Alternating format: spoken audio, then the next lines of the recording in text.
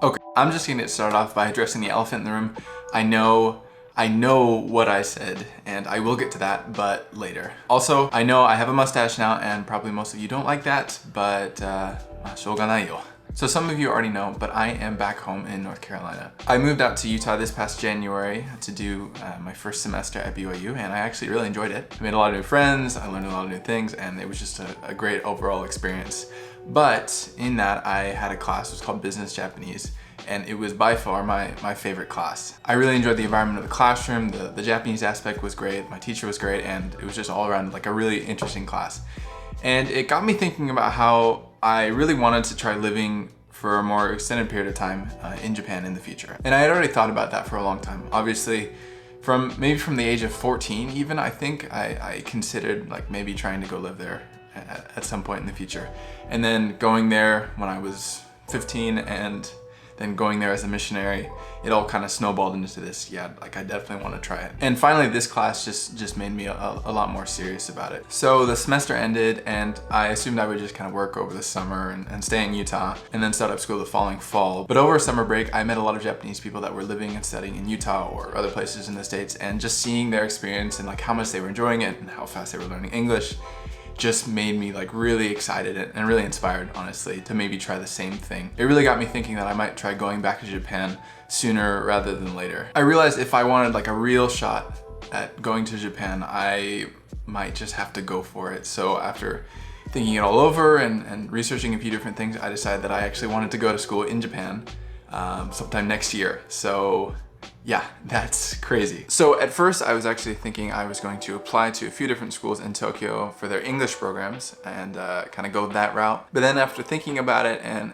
kind of researching a little bit more, I realized I want to do school in fully Japanese. But in order to do that, I would actually start by doing full-time Japanese language school because 正直日本語話せるけどなんか大学に入るまで話せないと思うよねということで、言語の学に行きたいと思うんです。And if it all worked out according to my current plan, I would end up in Japan sometime next spring at the beginning of the Japanese academic year. But the problem with that whole idea is it would cost a lot more money than I currently possess to go to Japan.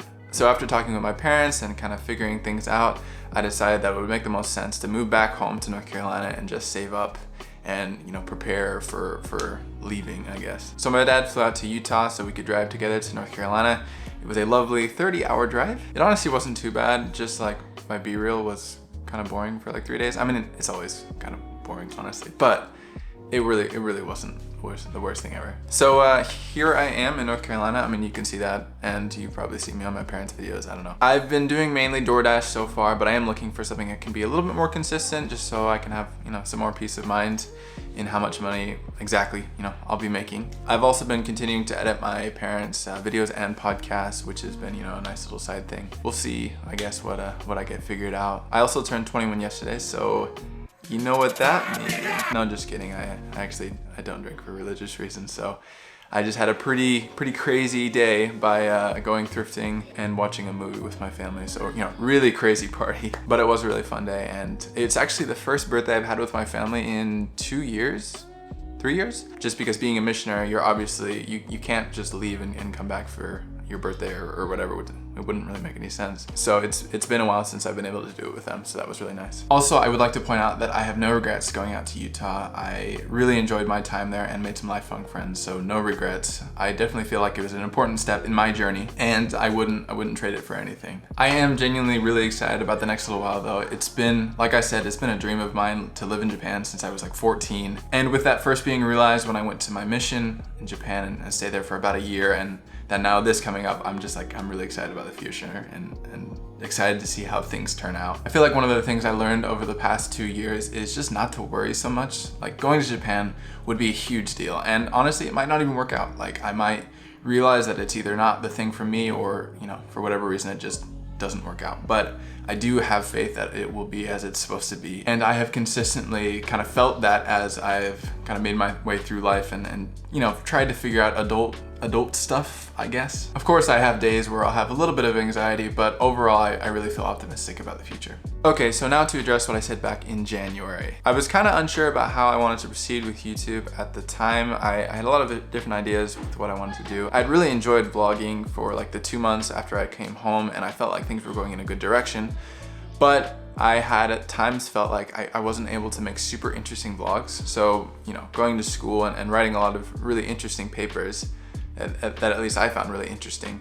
I thought, okay, hey, like what if I do this instead of just making your standard vlog? And I did make one video like that, and it was fun to make, and I did enjoy it, but it just didn't feel quite the same, and I didn't have quite the same motivation to make those types of videos as I did the vlogs before. So it didn't really work out, and I lost motivation and took a 7-month break, which seems to be a theme of my channel. I'm not very good at being consistent. I did have some other ideas of videos to make. One, for instance, was one about homeschooling, my own experience, and then just like the data and stuff like that on homeschooling. And I would still like to make that video in the future, actually, at some point.